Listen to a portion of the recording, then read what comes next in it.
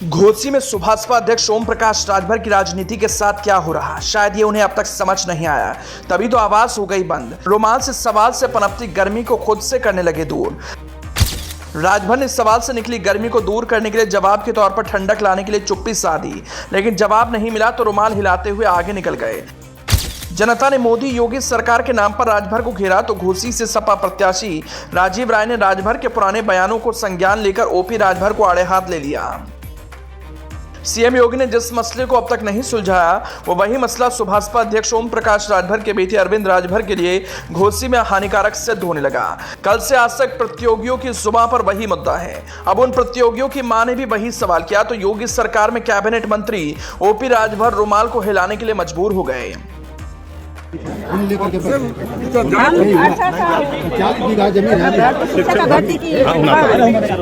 जो कि हम बहुत चिंतित रहते हैं इस सरकार से, बीजेपी सरकार से, जो कि योगी जी ने लिस्ट निकाल कर बच्चों को लाने का पकड़ा दिया है। बच्चे जो है धरना 10 दिन से दिए इको गार्डन में से भूखे प्यासे जाते थे और उन लोगों को पुलिस को लगाकर उन लोगों को बस में भरवा दिया जाता था। आपने बोला कि वो सब लात खाई है। आपके दरवाजे गए थे बच्चे, रोज जाते थे हमारे बच्चे। हम लोग जो भी कहते हैं खाना बना कर खिलाते हैं, क्या हम अपने बच्चों का दर्द नहीं समझते?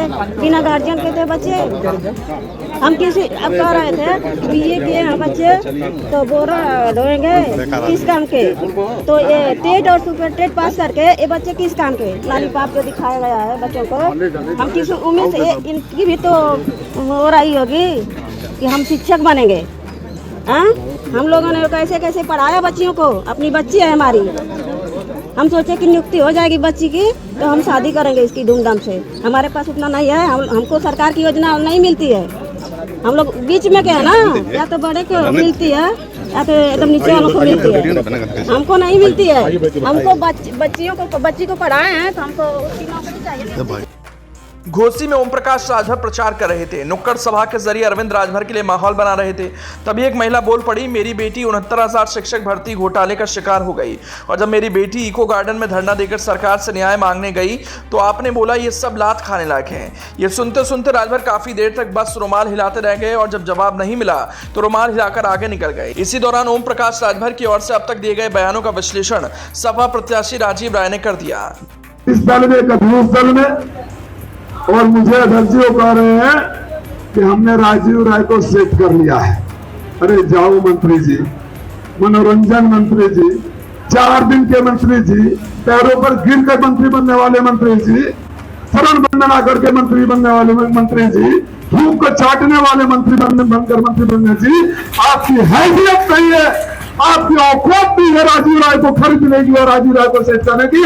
आप जैसे जाने कितने मंत्रियों को बनाया है और बिगाड़ा है राजीव राय। और 5 तारीख को आप पैदल हो जाओगे, लेकिन हम बदले फिर भी लेते रहेंगे। जहां से भी आप अपने बबुआ को अगर चुनाव में घूमते जाओगे, घोसी के लोग जाएंगे और बताएंगे कि इसने हमको गाली देने का काम किया था, इसने हमारे प्रधानों को बेइज्जत किया था, इसने हमारे जिला अध्यक्ष को बेइज्जत किया था, जिला पंचायत अध्यक्ष को बेइज्जत करने का काम किया। ऐसे लोग और प्रत्याशी महोदय है, भाषा सुन रहा हूं मैंने पत्रकार साथियों से अनुरोध किया। एक तो यही दिख रहा है कि उल जलूल की बातें मनोरंजन के लिए अच्छी लगती है। घोसी के लोगों को 20 सालों से इस बात का इंतजार है कि उनके मुद्दों की बात कब होगी।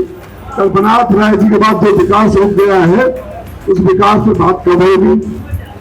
पत्रकार साथियों ने जाकर पूछ दिया प्रत्याशी महोदय से कि राजीव राय कह रहे हैं कि विकास के मुद्दे पर बात कब होगी। अरे यार बोलो ना, विकास के खोज के लिए वो हम बात कर लें, ये उनकी बौद्धिक क्षमता है।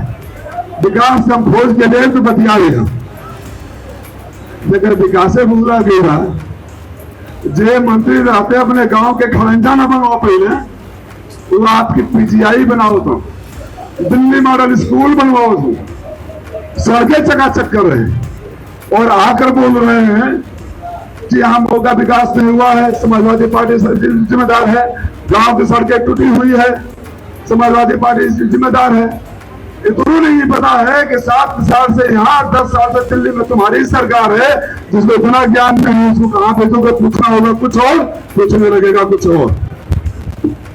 और बाबूजी कहते हैं कि मेरे बेटे को मंत्री बना दो, दिल्ली मेरे बेटे को सांसद बना दो, मैं दिल्ली से मंत्री बना तो बहुत माल लेके आऊंगा।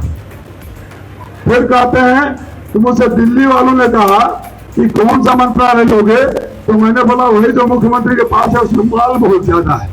और सोच देख लीजिए, वहां से ले आ दो तो माल ले आऊंगा, मंत्री बना दो तो माल ले आऊंगा, उसे भी पेट नहीं भरा तो कोई पैसा लेकर जा रहा हो तो 10 लाख में से 9 लाख लूट लेना, 1 लाख पुलिस को बता देना। मैं जोगी जी से मांग करता हूं पत्रकार साथियों, ये बात बढ़नी चाहिए, बात छोटी मोटी नहीं है।